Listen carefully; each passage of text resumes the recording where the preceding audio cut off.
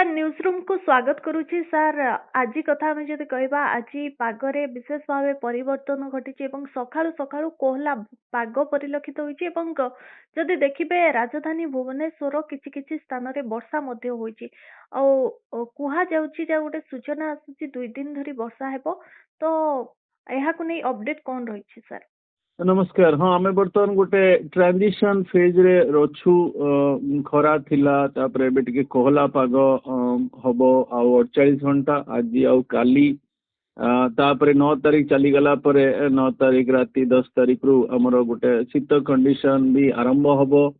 अब जमी कहले जे भुवनेश्वर पाखापाखि जमी भुवनेश्वर कटक पुरी खोर्धा आम नयागढ़ जो अंचलटा अच्छी लगुच आज वर्षा पाइब झिपझिपी वर्षा पाइब टिके अपराह्न टिके अधिका वर्षा हो पारे काली भी वर्षा रोची अधिकांश ओडिशा जो मेघाच्छन्न रहिबो टिके लाइट रेनफॉल झिपझिपी वर्षा रहिबो कोहला पाग रहिबो ओडिशा सहित भी हमर पार्श्ववर्ती जो राज्य मान अच्छी ओडिशा छत्तीसगढ़ झारखंड बिहार एवं पश्चिम बंग ए सब अंचल टाइप आंशिक लाइट वर्षा कोहला पाग रहिबो बलवत्तर आपर आमर 9 तारीख चली गला परे बादल माने धीरे धीरे क्लियर आउट हवा आरंभ करेंगे। तेणु मत लगुच 9 तारीख राति पर आमर जो सर्वनिम्न तापमात्रा अच्छी सीए ह्रास पाइबा आरंभ हम। तेणु तापर मत लगुच गोटे आम शीत कंडीशन को चली जावा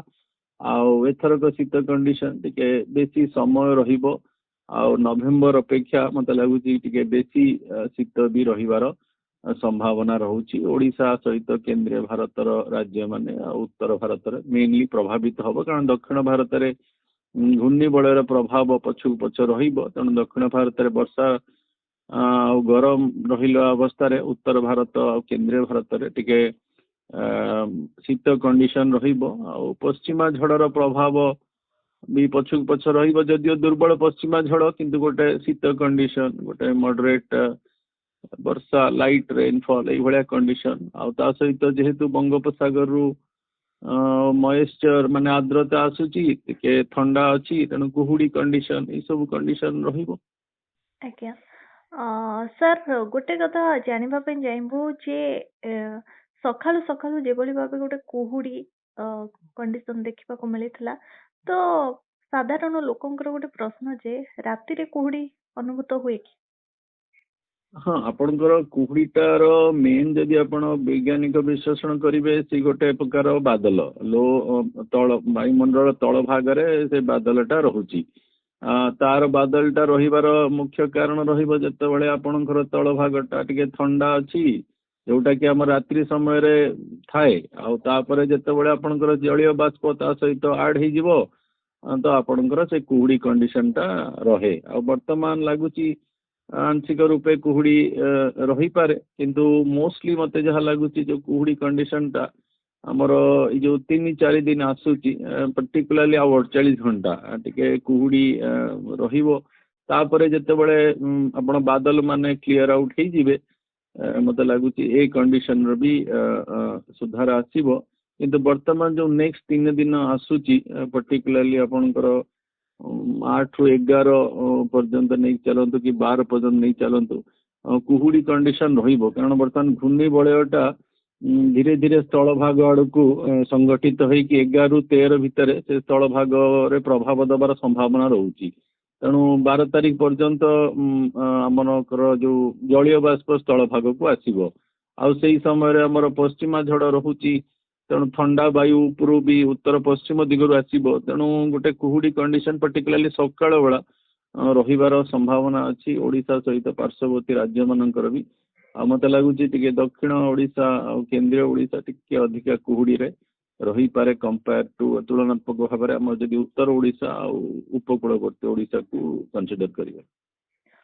सर गोटे कथा होची जेतेबेले शीत दिन रे साधारणतः आम जितेबाला देखा वर्षा लघुचाप हो वर्षा हो तो से समय कहीं अधिक मात्रा रे गरम अनुभूत हुए शीत जितेबाला वर्षा छाड़ी जाए तापरे शीत अधिक मात्रा रे अनुभूत हुए यार साइंटिफिक रीजन को? ଦେଖନ୍ତୁ ଶୀତ ଦିନରେ ଯୋଉ ବର୍ଷାର ପ୍ରଭାବଟା ଦିଟା ଉପାୟରେ ହେଇପାରିବ। ଯଦି ଆପଣଙ୍କର କୌଣସି ଲଘୁଚାପ କ୍ଷେତ୍ର ଥିବ ବଙ୍ଗୋପସାଗରରେ କି ଆରବ ସାଗରରେ, ଆଉ ସେ ସ୍ଥଳଭାଗ ଆଗକୁ ପ୍ରୋଗ୍ରେସ କରୁଛି, ଅଗ୍ରସର ହଉଛି, ଯେମିତି ଆମର ବର୍ତ୍ତମାନ ନେକ୍ସଟ ସିଷ୍ଟମଟା 11ରୁ 13ରେ ଲାଗୁଛି ସ୍ଥଳଭାଗରେ ପ୍ରଭାବ ଦବ ଦକ୍ଷିଣ ଭାରତରେ। ତେଣୁ ସେଠି ବର୍ଷା ହବ, ତାପରେ ବି ପଛକୁ ପଛ ଆଉ ଗୋଟେ ସିଷ୍ଟମ ରହୁଛି। ତେଣୁ ସେଇ ସବୁ ଦକ୍ଷିଣ ଭାରତର ରାଜ୍ୟମାନେ ସେ ଲଘୁଚାପ ଜନିତ ବର୍ଷା ପାଇବେ। ତାପରେ ଯଦି ଆପଣ ଉତ୍ତର ଭାରତ କଥା ଦେଖିବେ, ଶୀତ ଦିନରେ ବର୍ଷା ହୁଏ କାରଣ ଗୋଟେ ଉତ୍ତର ପଶ୍ଚିମ ଯୋଉ ଝଡ଼ ଆମେ କହୁ, ୱେଷ୍ଟର୍ଣ୍ଣ ଡିଷ୍ଟର୍ବାନ୍ସେସ୍, ସିଏ ଗୋଟେ ପ୍ରକାର ଲଘୁଚାପ କ୍ଷେତ୍ର ମେରୁ ଅଞ୍ଚଳରୁ ସୃଷ୍ଟି କରିଥାଏ। ଆଉ ଧୀରେ ଧୀରେ ସେ ଦକ୍ଷିଣ ଅକ୍ଷାଂଶକୁ ଆସେ, ଆଉ ଉତ୍ତର ଆମର ଯୋଉ ପାହାଡ଼ ଅଛି ସେ ପାହାଡ଼ ସହିତ ସଂଶ୍ଳିଷ୍ଟ ହୁଏ, ବାଦଲ ସୃଷ୍ଟି କରେ, ବର୍ଷା ହୁଏ। ଆଉ ଆପଣଙ୍କର ମେନ୍ କଥା ହଉଛି, ଯେତେବେଳେ ଆପଣ ଶୀତ କଥା କହୁଛନ୍ତି, ଶୀତ ଗୋଟେ ସ୍ଥାନୀୟ କାରଣ ଥାଏ ଆଉ ଗୋଟେ ଲାର୍ଜ ସ୍କେଲ କାରଣ ଥାଏ। ସ୍ଥାନୀୟ କାରଣ ମୁଁ ଗୋଟେ କହିବି, ଯେମିତି ଆମର ମୟୂରଭଞ୍ଜ ହେଲା, କନ୍ଧମାଳ ହେଲା, ରାୟଗଡ଼ା ଯୋଉ ପାହାଡ଼ିଆ ଅଞ୍ଚଳ ଅଛି, ତାର ଟିକେ ସ୍ଥାନୀୟ କାରଣ ଥିବ, ସେ ଶୀତ କଣ୍ଡିସନକୁ ଇଏ କରିବ। କିନ୍ତୁ ଆପଣ ଯୋଉ ଆମେ ଯୋଉ କହୁଛୁ ମେନ୍ ବର୍ତ୍ତମାନ ଶୀତ 9 ତାରିଖ ପରେ ଆରମ୍ଭ ହବ, ତାର ମାନେ ହଉଛି ସ୍ଥାନୀୟ କାରଣ ସହିତ ଆମର ଲାର୍ଜ ସ୍କେଲ କାରଣ। ଉତ୍ତର ପଶ୍ଚିମ ଦିଗରୁ ଯୋଉ ଥଣ୍ଡା ବାୟୁଟା ବର୍ତ୍ତମାନ ଟିକେ ଦୁର୍ବଳ ପରିସ୍ଥିତିରେ ଅଛି, ସେ ସକ୍ରିୟ ହେଇଯିବ 9 ତାରିଖ ପରେ ପରେ। ତେଣୁ ସେଇ ଯୋଉ ଥଣ୍ଡା ବାୟୁଟା ଆସେ, ସେଇଟା ହିଁ ଆମର ଓଡ଼ିଶାକୁ ଶୀତ କରେ। କାରଣ ଓଡ଼ିଶା ଆମର ସମୁଦ୍ର ଉପକୂଳ ଅଞ୍ଚଳ ରାଜ୍ୟ, ତେଣୁ ସମୁଦ୍ର ଗୋଟେ ମଡରେଟ୍ କ୍ଲାଇମେଟ୍ ସବୁବେଳେ ରଖିବାକୁ ଚେଷ୍ଟା କରେ। କିନ୍ତୁ ଯେତେବେଳେ ଉତ୍ତର ପଶ୍ଚିମ ଥଣ୍ଡା ବାୟୁର ପ୍ରବେଶ ହବ, ସେତେବେଳେ ହିଁ ଥଣ୍ଡା କଣ୍ଡିସନ ଆପଣ ଡେଭଲପ କରିବେ। ଆଉ ଯୋଉ ଆପଣ କହିଲେ ବର୍ଷା, ଯୋଉ କୋହଲା ପାଗ ଅଛି, କୋହଲା ପାଗ ପରେ ଯେପର୍ଯ୍ୟନ୍ତ ଆପଣଙ୍କର ବାଦଲ ଅଛି, ଆପଣଙ୍କର ଦେଖିବେ ଶୀତ କଣ୍ଡିସନ ଏତେ ହବନି। କାରଣ ଆପଣ ଶୀତ କଣ୍ଡିସନ ମାନେ ହଉଛି ଆପଣଙ୍କ ସର୍ବନିମ୍ନ ତାପମାତ୍ରା ହ୍ରାସ ପାଇବା ଦରକାର। ଯେପର୍ଯ୍ୟନ୍ତ ବାଦଲ ଅଛନ୍ତି, ଯୋଉ ଆମର ପୃଥିବୀର ଭୂପୃଷ୍ଠର କିଛିଟା ରେଡିଏସନ ଆମର ମାନେ ସ୍ପେସକୁ ଚାଲିଯାଏ। ସକାଳ ଆପଣ ଯୋଉ अर्ली ମର୍ଣ୍ଣିଂ କହୁଛନ୍ତି, ଯଦି ସେଟା ରେଡିଏସନଟା ଉପରକୁ ନ ଯାଇପାରିବ, ଯଦି ବ୍ଲକ୍ ହେଇଯିବ ବାଦଲ ଦ୍ୱାରା, ତାହେଲେ ସେ ହିଟ୍ଟା ଟ୍ରାପ୍ ହେଇଗଲା। ଆଉ ତେଣୁ ସେଇଥିପାଇଁ କି ଆପଣଙ୍କୁ ଗରମ କରିବ। ତେଣୁ ବାଦଲ ଘୋଡ଼େଇକି ରହିଲେ ଶୀତ କଣ୍ଡିସନ ଏତେ ରହେନି। କିନ୍ତୁ ହଁ, ଦିନ ତାପମାତ୍ରାଟା ଆପଣଙ୍କୁ କମେଇ ଦେବ, କୋହଲା କଣ୍ଡିସନ ରହିବ, ଟିକେ ଆଂଶିକ ଶୀତ ବି ରହିବ ଦିନ ବେଳା। କିନ୍ତୁ ରାତି ତାପମାତ୍ରାରେ ବିଶେଷ ପରିବର୍ତ୍ତନ ହେବନି, ଯୋଉଟା ଆପଣ କହୁଛନ୍ତି ଟିକେ ଗରମ ରହୁଛି। ସେଇ କଣ୍ଡିସନ ମୋତେ ଲାଗୁଛି ବାଦଲ ଥିଲା ପର୍ଯ୍ୟନ୍ତ ରହିବେ, ଯୋଉଟା ମୋତେ ଲାଗୁଛି 9-10 ପରେ ପରେ ଧୀରେ ଧୀରେ ବାଦଲ ସବୁ ଅଧିକାଂଶ ଓଡ଼ିଶାରୁ ଧୀରେ ଧୀରେ କ୍ଲିୟର ହେବା ଆରମ୍ଭ କରିବେ।